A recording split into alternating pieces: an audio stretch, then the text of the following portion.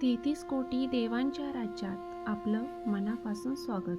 श्री ब्रह्म चैतन्य गोंदवलेकर महाराज की जय. श्रीराम जय राम जय जय राम. श्रीराम जय राम जय जय राम. प्रवचन 13 जानेवारी. नाम आणि सत्कर्म. नाम हा सत्कर्माचा पाया आहे, तसाच कळसही आहे. भगवंताच्या स्मरणात केलेले कर्मच सत्कर्म या सदरात पडू शकते. भगवंताच्या विस्मरणात केलेले कर्म सत्कर्म ठरू शकत नाही. समजा एखादा मनुष्य तोंडाने राम राम म्हणतो आहे, परंतु भगवंताच्या स्मरणात नाही, तर मग राम राम म्हणण्याची त्याची क्रिया सत्कर्म म्हणता येईल का? वास्तविक नाम हे स्वतः सिद्ध असल्याने ते जाणता व अजाणता म्हटले तरी ते सत्कर्म याच सदरात पडते. कारण जेथे माझे नाम तेथे मी पुरुषोत्तम असे भगवंताचेच वचन आहे. म्हणून नामाचा उच्चार आणि भगवंत या दोन गोष्टी निराळ्या असूच शकत नाही. मुखाने नाम म्हणणाऱ्याचे लक्ष भगवंताकडे असो वा नसो, ते सत्कृत्य याच सदरात पडते. इतर कर्मे आणि नाम घेण्याचे कर्म यांत जो मोठा फरक हाच आहे की इतर कर्मांना पूर्णत्व किंवा सत्यत्व नामाने येते, तर उलट पक्षी नाम आणि अपूर्णत्व या गोष्टी एकत्र संभवतच नाहीत. म्हणून नाम भगवंताच्या स्मरणात घेतले किंवा कसे हा प्रश्नच उद्भवत नाही. किंबहुना नाम मुखी आले की सत्कर्मे होऊच लागतात.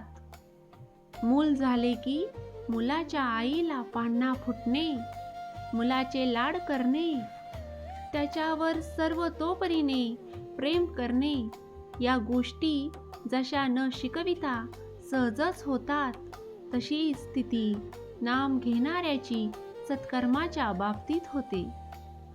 इतकेच नव्हे तर त्या आईला जर म्हटले की तू मुलाला जवळ ठेव, पण त्याच्यावर प्रेम वगैरे काही करू नकोस, तर ते जसे तिला शक्य नाही, त्याचप्रमाणे नाम घेणाऱ्याला सत्कर्मे टाळू म्हटले तरी टाळता येणार नाही. सत्कर्मे फळाला आली असे केव्हा म्हणता येईल, तर भगवंताचे नाम मुखी येईल तेव्हाच.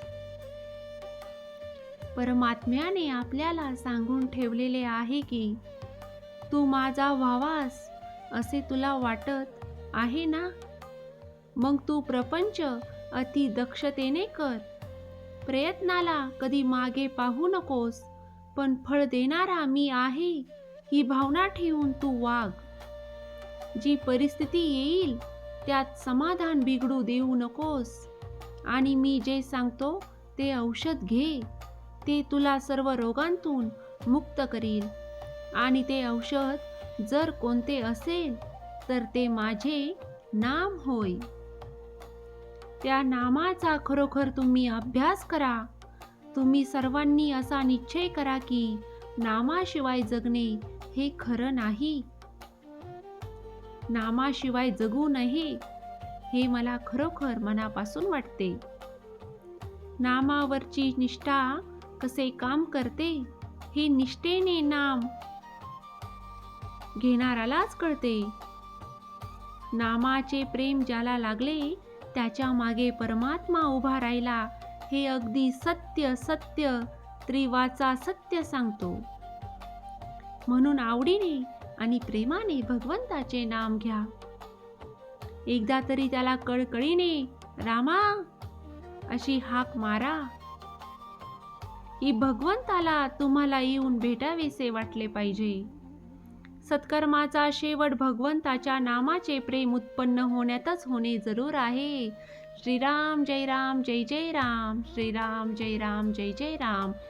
श्री ब्रह्म चैतन्य गोंदवलेकर महाराज की जय. जय जय रघुवीर समर्थ, जय जय रघुवीर समर्थ.